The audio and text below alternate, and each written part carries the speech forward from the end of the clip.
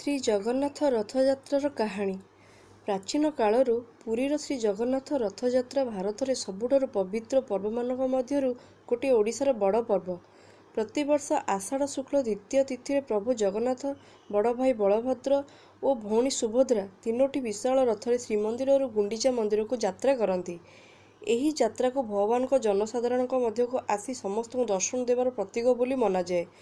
ପୁରାଣ ଶାସ୍ତ୍ର ଅନୁସାରେ ଗୁଣ୍ଡିଚା ମନ୍ଦିରକୁ ପ୍ରଭୁଙ୍କ ମାଉସୀ ଘର କିମ୍ବା ଜନ୍ମସ୍ଥାନର ପ୍ରତୀକ ଭାବରେ ଦେଖାଯାଏ। ସେଠାରେ 9 ଦିନ ବିଶ୍ରାମ କରି ପ୍ରଭୁ ପୁଣି ବାହୁଡ଼ା ଯାତ୍ରାରେ ଶ୍ରୀମନ୍ଦିରକୁ ଫେରନ୍ତି।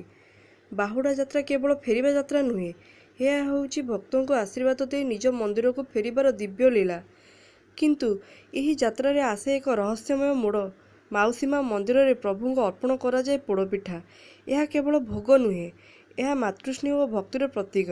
ତାପରେ ପ୍ରଭୁ ଶ୍ରୀମନ୍ଦିର ଅଭିମୁଖେ ଯାତ୍ରା କରନ୍ତି, କିନ୍ତୁ ଶ୍ରୀମନ୍ଦିରରେ ପହଞ୍ଚିଲେ ମଧ୍ୟ ସଙ୍ଗେ ସଙ୍ଗେ ପ୍ରବେଶ କରିପାରନ୍ତି ନାହିଁ, କାରଣ ସେଠାରେ ଅପେକ୍ଷା କରୁଥାନ୍ତି ମା ଲକ୍ଷ୍ମୀ। ଲୋକବିଶ୍ୱାସ ଅନୁସାରେ ପ୍ରଭୁଙ୍କ ବିଳମ୍ବିତ ଫେରାକୁ ନେଇ ମା ଲକ୍ଷ୍ମୀ ମାନ ଅଭିମାନ ପ୍ରକାଶ କରନ୍ତି ଏବଂ ପରବର୍ତ୍ତୀ ନୀତିରେ ସେହି ଲୀଳାର ଅଦ୍ଭୁତ ରୂପ ଦେଖିବାକୁ ମିଳେ। ଏହା ହେଉଛି ପ୍ରେମ, ଭକ୍ତି ଓ ଦିବ୍ୟ ଲୀଳାର ଅମୂଲ୍ୟ ସନ୍ଦେଶ। ଜୟ ଜଗନ୍ନାଥ। ପ୍ରତିବର୍ଷ ମୁଁ ରଥଯାତ୍ରାକୁ ବହୁତ ଆଗ୍ରହର ସହ ଅପେକ୍ଷା କରିଥାଏ, କିନ୍ତୁ ଏହି ବର୍ଷର ଅନୁଭୂତି ମୋ ପାଇଁ ଟିକେ ଅଲଗା ଥିଲା। ଯେତେବେଳେ ମହାପ୍ରଭୁ ଶ୍ରୀ ଜଗନ୍ନାଥ, ବଡ଼ ଭାଇ ବଳଭଦ୍ର ଓ ମା ସୁଭଦ୍ରାଙ୍କୁ ରଥ ଉପରେ ଦେଖି ମୋ ଆଖିରେ ଅଜାଣତ ଲୁହ ଆସିଗଲା। ଲକ୍ଷ ଲକ୍ଷ ଭକ୍ତଙ୍କ ସହ ମୁଁ ମଧ୍ୟ ହାତ ଯୋଡ଼ି ମହାପ୍ରଭୁଙ୍କୁ ପ୍ରଣାମ କରିଲି।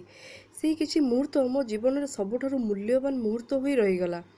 ବାହୁଡ଼ା ଯାତ୍ରାରେ ମହାପ୍ରଭୁ ପୁଣି ନିଜ ମନ୍ଦିରକୁ ଫେରୁଥିଲେ।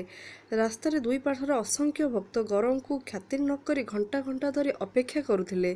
କେହି ବୃଦ୍ଧ, କେହି ଛୋଟ ପିଲା, କେହି ପରିବାର ସହ ଆସିଥିଲେ। ସମସ୍ତଙ୍କ ମନରେ ଥିଲା କେବଳ ଗୋଟିଏ ଆଶା, ମହାପ୍ରଭୁଙ୍କ ଦର୍ଶନ। ସେହି ସମୟରେ ମୋ ମନକୁ ଗୋଟିଏ କଥା ଆସିଲା, ମହାପ୍ରଭୁଙ୍କ ଦର୍ଶନ ତ କରୁଛି, କିନ୍ତୁ ତାଙ୍କ ଭକ୍ତମାନଙ୍କ ପାଇଁ ମୁଁ କ'ଣ କରିପାରିବି? ଏହି ଭାବନାରୁ ଆମେ ପାଣି ବୋତଲ, ଥଣ୍ଡା ପାନୀୟ ବଣ୍ଟନ କରିବା ଆରମ୍ଭ କଲୁ। ଗରମରେ ଥକି ଯାଇଥିବା ଲୋକମାନଙ୍କ ହାତକୁ ଯେତେବେଳେ ଗୋଟିଏ ପାଣିର ବୋତଲ ଦେଉଥିଲୁ, ସେମାନଙ୍କ ମୁହଁରେ ହସ ଦେଖି ମୋ ମନ ଖୁସିରେ ଭରି ଯାଉଥିଲା। ଅନେକ ଲୋକ ହସି ହସି କହୁଥିଲେ ଜୟ ଜଗନ୍ନାଥ ଆଉ ଆଶୀର୍ବାଦ ଦେଉଥିଲେ। ସତ କହିବି, ସେହି ଆଶୀର୍ବାଦ ହିଁ ମୋ ପାଇଁ ସବୁଠାରୁ ବଡ଼ ପ୍ରସାଦ ଥିଲା। ସେଦିନ ମୁଁ ଗୋଟିଏ କଥା ଅନୁଭବ କରିଲି, ମହାପ୍ରଭୁଙ୍କୁ କେବଳ ମନ୍ଦିରରେ ନୁହେଁ, ମଣିଷର ସେବାରେ ମଧ୍ୟ ପାଇହୁଏ। ମୋର ପ୍ରାର୍ଥନା, ମହାପ୍ରଭୁ ସମସ୍ତଙ୍କ ଜୀବନରେ ସୁଖ, ଶାନ୍ତି ଓ ସ୍ୱାସ୍ଥ୍ୟ ଭରି ଦିଅନ୍ତୁ, ଆଉ ଆମ ସମସ୍ତଙ୍କୁ ଏମିତି ଛୋଟ ଛୋଟ ସେବା କରିବାର ସୁଯୋଗ ସବୁବେଳେ ଦିଅନ୍ତୁ। ଜୟ ଜଗନ୍ନାଥ।